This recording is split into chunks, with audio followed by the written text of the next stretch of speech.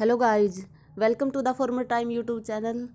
आज हम करेंगे सीटेट का जनवरी 2012 में जो पेपर हुआ था उसका सेकंड पार्ट सोल्व करेंगे। फर्स्ट पार्ट हमने पहले ही सोल्व कर लिया है, जिसमें चाइल्ड डेवलपमेंट एंड पेडागोजी और सोशल साइंस था, जिसके 79 क्वेश्चन कंप्लीट कर लिए हैं। अगर किसी ने उसका फर्स्ट पार्ट नहीं देखा है तो फर्स्ट पार्ट का लिंक डिस्क्रिप्शन में है, आप वहाँ से इसका फर्स्ट पार्ट देख सकते हैं। तो चलिए स्टार्ट करते हैं वीडियो। ज्ञान कक्षा में अनोन्य क्रिया पर्यावरण को बढ़ावा देने के लिए निम्नलिखित में से कौन सा उपागम सबसे उपयुक्त होगा? व्याख्यान और स्पष्टीकरण, वृत्त चित्र, डॉक्यूमेंट्री दिखाना, श्रुत लेखन एवं अभ्यास, लगातार जांच। तो इसके लिए होगा वृत्त चित्र, डॉक्यूमेंट्री दिखाना। ऑप्शन नंबर सेकंड इस क्वेश्चन का राइट आंसर होगा। अगला क्वेश्चन है, निम्नलिखित में से कौन सा मौखिक तर्कणा से संबंधित है?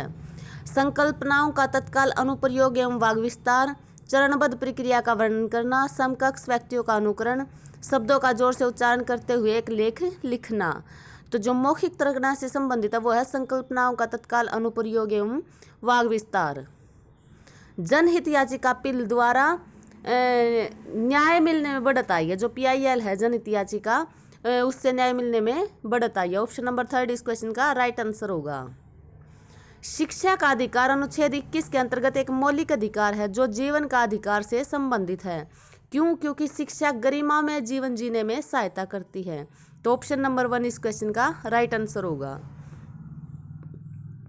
क्वेश्चन नंबर 84 है, आदिवासियों को रंग बिरंगे कपड़े पहने, सिर पर मुकुट लगाए और नाचते गाते हुए एक रूढ़िबद्ध रूप से प्रदर्शित करने के परिणाम स्वरूप प्राय इस प्रकार के समूहों के प्रति भेदभाव होता है। इससे जो रंग बिरंगे कपड़े पहनाए हुए और सिर पर मुकुट लगाए नाचते गाते दिखाते हैं तो इससे भेदभाव दिखता है। तो ऑप्शन नंबर सेकंड इस क्वेश्चन का राइट आंसर होगा।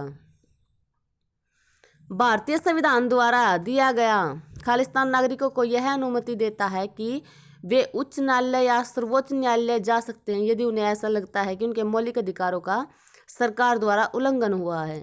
तो जो 6 मौलिक अधिकार है उसमें छठा मौलिक अधिकार है संवैधानिक उपचारों का अधिकार। तो अगर उनको ये लगता है कि हमारे मौलिक अधिकारों का हनन हुआ है तो वे इस संवैधानिक उपचार के अधिकार के द्वारा ये उनको मान्यता दी गई है तो कि वे सर्वोच्च न्यायालय में जा सकते हैं।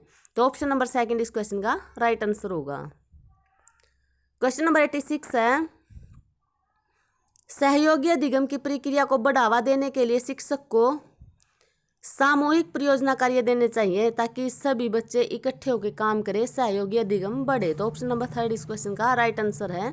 बाकी के ऑप्शन इसमें कक्षा में समरूपी योग्यता समूह में विभाजित करना, प्रत्येक विद्यार्थी को व्यक्तिगत दत्त कार्य देना मतलब अलग अलग कर देना, वाद विवाद और चर्चा में विद्यार्थियों को शामिल करना, तो ये इसके सहयोगी अधिगम की प्रक्रिया को बढ़ावा नहीं देते। प्रारंभिक स्तर पर इतिहास शिक्षण का सबसे महत्वपूर्ण और प्रभावी तरीका है प्रश्न उत्तर पद्धति, कहानी कथन पद्धति, व्याख्यान पद्धति या चर्चा पद्धति। तो यह है कहानी कथन पद्धति। Option number second. राष्ट्रीय पाठ्यचर्या की रूपरेखा 2005 में यह सुझाव देती है कि नागरिक शास्त्र की जगह राजनीति विज्ञान शब्दावली का प्रयोग किया जाए। क्यों? क्योंकि राजनीति विज्ञान एक अध्ययन क्षेत्र के रूप में वैश्विक रूप से स्वीकृत है। ऑप्शन नंबर 1 इस क्वेश्चन का राइट आंसर होगा। सामाजिक समानता पढ़ाते हुए शिक्षण का सबसे उपयुक्त उपागम क्या होना चाहिए? समुदायों से अनुभव के दृष्टांत देना जो बच्चे का सामाजिक और सांस्कृतिक प्रवेश बनाते हैं। तो ऑप्शन नंबर 1 इस क्वेश्चन का राइट आंसर होगा। समूह शिक्षण संसाधनों, रुचि व विशेषज्ञता का इष्टतम उपयोग करने हेतु शिक्षकों के द्वारा समूह द्वारा शिक्षण है। जो समूह शिक्षण होता है वो होता है रुचि और विशेषज्ञता का उपयोग करने हेतु शिक्षकों द्वारा समूहों द्वारा शिक्षण। तो ऑप्शन नंबर 1 इस क्वेश्चन का राइट आंसर है। इसी के साथ ये SST का पार्ट कंप्लीट होता है। आगे हिंदी का है, जिसमें एक ये पोएम दे रखी है, नदी के उस पार जाने को मेरा बहुत मन करता है माँ, वहाँ कतार में बंधी है नावें बांस की खुटियों से, उसी रास्ते दूर दूर जाते हैं हल जोतने किसान, कंधों पर हल रखे रंभाते हुए गाय बैल, तैर कर जाते उस पार घास चरने। शाम को जब वे लौटते हैं घर ऊंची ऊंची घास में छिपकर, हुक्के हो करते हैं सियार, माँ तू बुरा ना माने तो बड़ा होकर मैं नाव खेलने वाला एक नाविक बनूंगा। तो इस पोएम के ऊपर ये क्वेश्चन है। इस कविता में कौन किसे संबोधित कर रहा है? तो इस कविता में जो लेखक है वो लेखक के रूप में एक बच्चा अपनी माँ को संबोधित कर रहा है। ऑप्शन नंबर 4 इस क्वेश्चन का राइट आंसर होगा। अगला क्वेश्चन है, लेखक नाविक क्यों बनना चाहता है? क्योंकि वह नदी की यात्रा का मजा लेना चाहता है। सेकंड ऑप्शन है, वह नाव चलाने संबंधी अपने शौक को पूरा करना चाहता है। वह नदी पार के सौंदर्य का आनंद उठाना चाहता है, या वह हल चलाना चाहता है। तो इसका राइट ऑप्शन होगा ऑप्शन नंबर थर्ड, वह नदी पार के सौंदर्य का आनंद उठाना चाहता है। नावों को बांसों की खुट्टियों से क्यों बांधा गया है? कहीं लहरें नाव को बहाकर न ले जाएं। बांसों की खुट्टियां पानी में तैरती रहती हैं ताकि कोई दूसरा व्यक्ति नाव न ले जाए। क्योंकि नाविक ऐसा ही करते हैं, उनको बांसों की खुट्टियों से बांध देते हैं। ऑप्शन नंबर 4 इस क्वेश्चन का राइट आंसर होगा। माँ तू बुरा न माने तो पंक्ति किस ओर संकेत नहीं करती? लेखक माँ की इच्छा के अनुसार कार्य करना चाहता है, इसकी ओर तो संकेत करती है, उससे पूछ रहा वो। माँ को बुरा लग गया है। लेखक माँ के संवेगों का ध्यान रखता है, ये भी है। लेखक जानता है कि माँ उसे नाविक नहीं बनने देगी, ये इस ओर संकेत नहीं करता कि लेखक जानता है कि माँ उसे नाविक नहीं बनने देगी। ऑप्शन नंबर 4 इस क्वेश्चन का राइट आंसर है। कविता में पुनरुक्त शब्द युगम आए हैं, मतलब बार बार जो युगम आए वो क्या है? दूर दूर 2 बार आया है, ऊंची ऊंची भी 2 बार आया है। तो ऑप्शन नंबर 1 इस क्वेश्चन का राइट आंसर होगा। सेकंड जो गाय बैल है वे अलग अलग हैं। थर्ड और फोर्थ में दूर दूर ऊंची ऊंची दोनों अलग अलग दे रखे हैं, तो फर्स्ट में दोनों इकट्ठे हैं, तो राइट ऑप्शन होगा ऑप्शन नंबर फर्स्ट। तैर कर जाते हैं उस पार पंक्ति में तैर कर शब्द को पहले रखा गया है। क्यों रखा गया है? क्योंकि कविता में क्रिया शब्द पहले आते हैं, जो भी क्रिया होती है कविता बनाते वक्त वे पहले आते हैं, तो इसलिए तैर कर को पहले रखा गया है। आगे ये पैसेज दे रखा है एक हिंदी का, और इसके बेस पर आगे क्वेश्चन है। आप 1 मिनट वीडियो को रोक के इस पैसेज को पढ़ सकते हैं और आगे हम इसके क्वेश्चन करेंगे।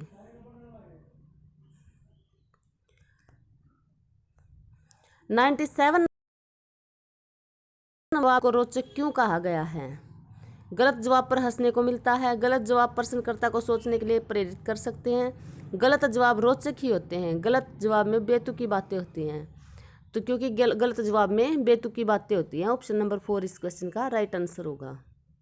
लेखक ने अपने और अपने विद्यार्थियों को गलत जवाब से क्या सीखा है? गलत जवाब देने से रोमांच समाप्त हो जाता है। लोग गलत जवाब देकर रोमांच महसूस करते हैं।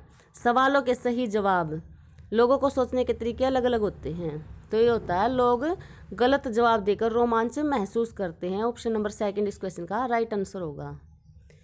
कला संकाय के छात्रों को विज्ञान की परीक्षाएं उतनी रोमांचक नहीं लगती, क्यों?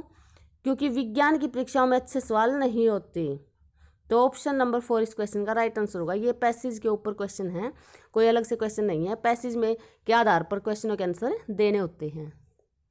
अनुच्छेद के आधार पर इनमें से कौन सा कथन गलत है? गलत जवाब बच्चों के दिमाग में चल रही चिंतन प्रक्रिया को उजागर करने की कोशिश करते हैं। गलत उत्तर से दिमाग में कसमकस होती है। भौतिक विज्ञान के शिक्षक बच्चों से सही जवाब चाहते हैं। भौतिक विज्ञान के शिक्षक सही उत्तर के लिए बहुत मेहनत करते हैं, तो कौन सा गलत है? भौतिक विज्ञान के शिक्षक बच्चों से सही जवाब चाहते हैं। 101 नंबर क्वेश्चन है, गलत जवाब का क्या कारण नहीं हो सकता? व्याख्या को सही रूप में प्रस्तुत न करना, ये गलत जवाब का कारण नहीं हो सकता। बाकी नियमों में कमी, तर्क का अभाव, तथ्यों की सही उपलब्धि या समझ में न आना, ये हो सकते हैं। ऑप्शन नंबर 1 इस क्वेश्चन का राइट आंसर है। पाठ में मुख्य रूप से यह कहा गलत जवाब की मुख्य जिम्मेदारी बच्चे की ही है, तो ऑप्शन नंबर 2 इस क्वेश्चन का राइट आंसर है। विज्ञान में एक प्रत्यय लगाने से शब्द बनेगा, तो विज्ञान में एक प्रत्यय लगाएंगे तो वैज्ञानिक बन जाएगा, ऑप्शन नंबर 4। परीक्षा, प्रश्न, गलती शब्द के बहुवचन रूप हैं। जो परीक्षा का बहुवचन है वो परीक्षाओं, प्रश्न का प्रश्नों, गलती का गलतियों, तो ऑप्शन नंबर 4 इस क्वेश्चन का राइट आंसर है। अपनी खुद की और अपने विद्यार्थियों की खालिस्तान वाक्य में रेखांकित सर्वनाम है, तो मतलब जो खुद की है वो एक अनिश्चयवाचक सर्वनाम है, ऑप्शन नंबर 2 इस क्वेश्चन का राइट आंसर है। अगला क्वेश्चन है, माधुरी पढ़ते समय कभी कभी वाक्य शब्दों की पुनरावृत्ति करती है। इसका यह भाषाई व्यवहार दर्शाता है कि वह समझ के साथ पढ़ने की कोशिश कर रही है। वह अटक अटक कर ही पढ़ सकती है, उसे पढ़ना बिल्कुल नहीं आता। वह पढ़ने में ज़्यादा समय लेती है, तो इसका राइट ऑप्शन होगा ऑप्शन नंबर 4, वह पढ़ने में ज़्यादा समय लेती है। उसने पढ़ा, उसने खाया, उसने चीखा जैसे भाषा प्रयोग दर्शाते हैं नियमों का अति सामान्यकरण। व्याकरण शिक्षण के संदर्भ में कौन सा कथन सही है? व्याकरण शिक्षण के लिए समय सारणी में अलग से काव्यांशों की व्यवस्था होनी चाहिए। भाषा प्रयोग की अपेक्षा भाषा नियमों को ही महत्व देना चाहिए। बच्चे परिवेश में उपलब्ध भाषिक प्रयोग के आधार पर स्वयं भाषा के नियम बनाने की क्षमता रखते हैं। या व्याकरण शिक्षण अत्यंत आवश्यक है। तो जो व्याकरण शिक्षण के संदर्भ में कथन सही है वो है व्याकरण शिक्षण अत्यंत आवश्यक है। भाषा की पाठ्यपुस्तक में ऐसे पाठ रखे जाएं जो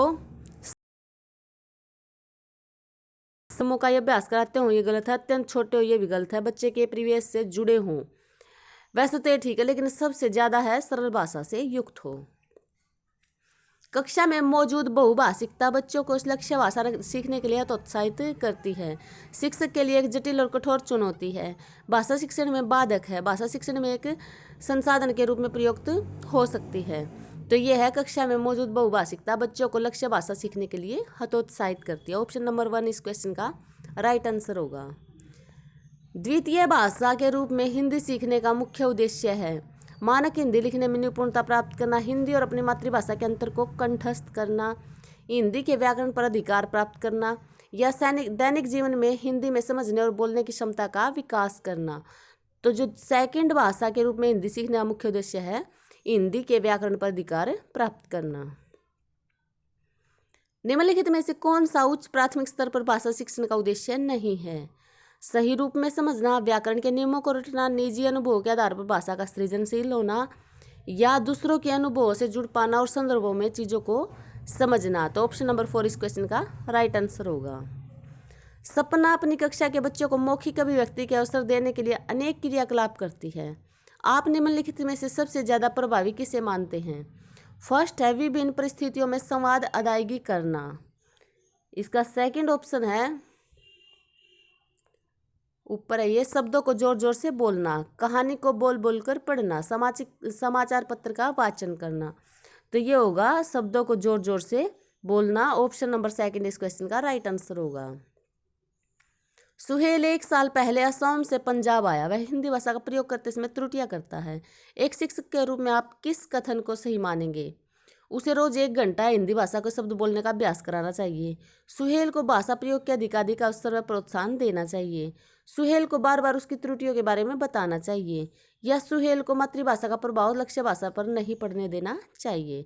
तो ये होगा ऑप्शन नंबर 4 इस क्वेश्चन का राइट आंसर होगा। सुहेल की मातृभाषा का प्रभाव लक्ष्य भाषा पर नहीं पड़ने देना चाहिए।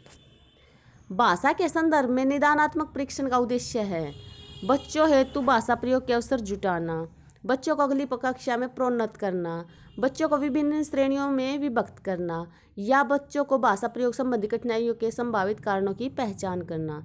तो जो निदानात्मक परीक्षण का उद्देश्य होता है वो होता है बच्चों की भाषा प्रयोग संबंधी कठिनाइयों के संभावित कारणों की पहचान करना। ऑप्शन नंबर 4 इस क्वेश्चन का राइट आंसर होगा।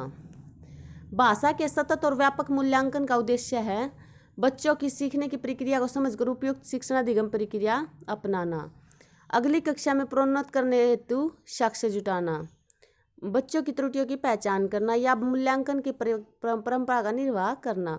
तो जो सतत और व्यापक मूल्यांकन का उद्देश्य होता है वो होता है अगली कक्षा में प्रोन्नत करने हेतु साक्ष्य जुटाना कि भैया इसको अगली कक्षा में करेंगे तो क्यों करें इसको, क्या इसने वो काबिलियत ग्रहण कर ली है। उपचारात्मक शिक्षण की सफलता मुख्य निर्भर करती है समस्याओं की पहचान पर, क्योंकि उपचार तभी किया जाएगा जब समस्या के बारे में पता चलेगा, तभी उसका निदान होगा। तो ऑप्शन नंबर 3 इस क्वेश्चन का राइट आंसर है। उच्च कक्षाओं में साहित्य साध्य और भाषा कौशल साधन। उच्च कक्षा में केवल छंद अलंकारों को समझने का प्रयास करना ही भाषा शिक्षण का उद्देश्य है। ऑप्शन नंबर 2 इस क्वेश्चन का राइट आंसर है। भाषा अर्जन शिक्षक की आवश्यक उपस्थिति की मांग करता है। भाषा की कक्षा में ही संभव है, सहज स्वाभाविक होता है, प्रयासपूर्ण होता है। तो जो भाषा अर्जन होता है वो है भाषा की कक्षा में ही संभव होता है। उच्च प्राथमिक स्तर पर कक्षा भाषा शिक्षण की प्रक्रिया में सबसे अधिक महत्वपूर्ण है पाठ्य पुस्तक में दिए गए साहित्यिक अंशों की विस्तृत व्याख्या करना, पठन कौशल पर अधिक बल देना, पाठों के शब्दों का अर्थ जानने के लिए शब्दकोश का प्रयोग करना, या समाचार पत्र पत्रिकाओं या अन्य भाषिक सामग्री में कही गई बात के निहितार्थ सोच सरोकार का पहचान करना। तो ऑप्शन नंबर 4 इस क्वेश्चन का राइट आंसर होगा। जो उच्च प्राथमिक स्तर पर भाषा शिक्षण की प्रक्रिया होती है उसमें समाचार पत्र, पत्रिकाएं और भाषिक सामग्री ये सब मोस्ट इंपॉर्टेंट होते हैं। तो ऑप्शन नंबर 4 इस क्वेश्चन का राइट आंसर होगा। इसी के साथ हिंदी का पार्ट कंप्लीट होता है। आगे इंग्लिश का पार्ट है। 121 नंबर क्वेश्चन है, seating arrangement should be flexible in a language classroom because it help learner change their place frequently, it facilitate pair work and group work, it reduce the responsibility of the teacher, it help the teacher in maintaining discipline. तो option number 3 इसका right option होगा, it reduce the responsibility of the teacher. 122 question है, learners acquire a language by learning about the culture of speaker of that language, using the language in a natural interactive environment, analysing the structure of the language, studying the literature of that language. तो option number 1 इसका right option होगा, learning about the culture of the speaker of that language. Picture comprehension is effective to promote literary skill. तो जो picture comprehension होता है वो literary skill को promote करने के लिए होता है। ऑप्शन नंबर 1 इस क्वेश्चन का राइट आंसर होगा। Teaching grammar is useful to improve numeracy. जो ग्रामर को समझना होता है वो क्या करता है, यूजफुल टू इम्प्रूव न्यूमरेसी।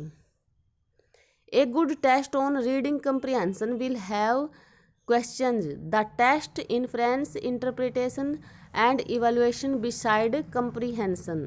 तो ऑप्शन नंबर 1 इस क्वेश्चन का राइट आंसर होगा। All round development of a child implies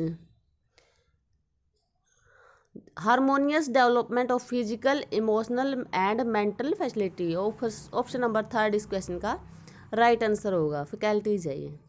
teacher should not give corporal punishment to learner because it create stress and fear in learners. तो option number 4 इस question का right answer होगा।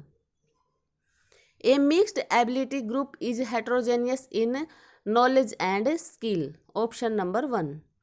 Comprehensive evaluation refer to assessment of summative assessment test होता है ये, उसमें होते हैं। ऑप्शन नंबर 1 इस क्वेश्चन का राइट आंसर है। अगला क्वेश्चन है, ये 129 था क्वेश्चन। आगे 130 क्वेश्चन है, When a teacher asks her student to write a letter after having a group discussion, she is integrating different language skill. Option number 3 इस क्वेश्चन का राइट आंसर होगा। अगला है, pre reading task are meant for giving the meaning of difficult word and phrase. तो option number 3 इस question का right answer होगा। Curriculum is an educational program which does not state the means of evaluating whether these educational ends have been achieved or not.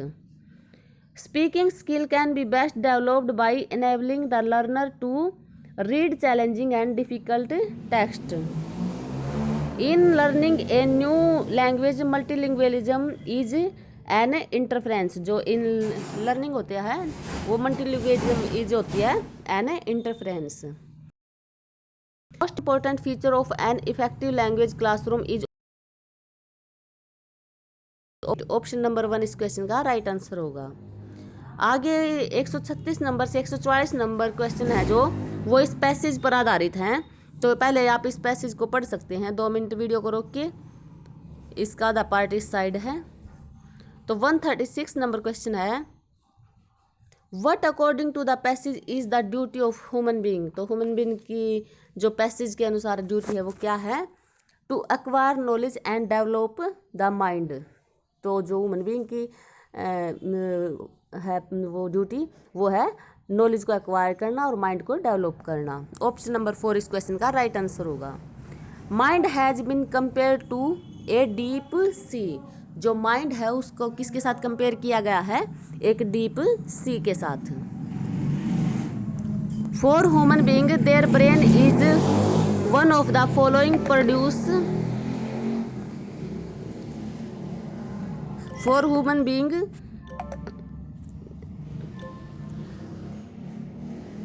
138 question है, their brain is one of the 2 product of evolution, the other is their physical strength, self culture and knowledge, keener sense of sight, instinct for living in a society. तो ये होगा he is a kin to the मोटिवेशनलेस status. नहीं, इसका होगा self culture and knowledge. Option number second इस question का right answer होगा। अगला क्वेश्चन है what is man like if he does not develop and use his brain. तो ये होगा he is kin of beast, he is greater than gods, he is a kin to motivational motionless states, he is like an angel. तो ये होगा option number third इस question का right answer होगा। अगला क्वेश्चन है what will knowledge and mental self culture confer upon man? Many blessing, untold miseries, richness of knowledge and money and material thing। तो option number third इसका right option होगा richness of knowledge. अगला है if one acquire knowledge and develop mental self culture one will not be the victim of. तो ये होगा lust and carnal appetites. Option number four इसका right option होगा। The author implies that most men and women lack social instinct। तो option number four इसका right option होगा। Pick out the word from the first paragraph that means the same as inexhaustible। तो जो inexhaustible का same meaning है वो क्या है, ये पूछ रखा है इस पैसेज में, तो वो है कन्वोल्यूशन। ऑप्शन नंबर फोर इसका राइट ऑप्शन होगा। The word untold as used in the second paragraph is, जो अनटोल्ड है वो है ए वर्ब है इसमें। ऑप्शन नंबर थर्ड इसका राइट ऑप्शन होगा। क्वेश्चन इस पैसेज के ऊपर दे रखे हैं, तो चलिए इसके क्वेश्चन करते हैं।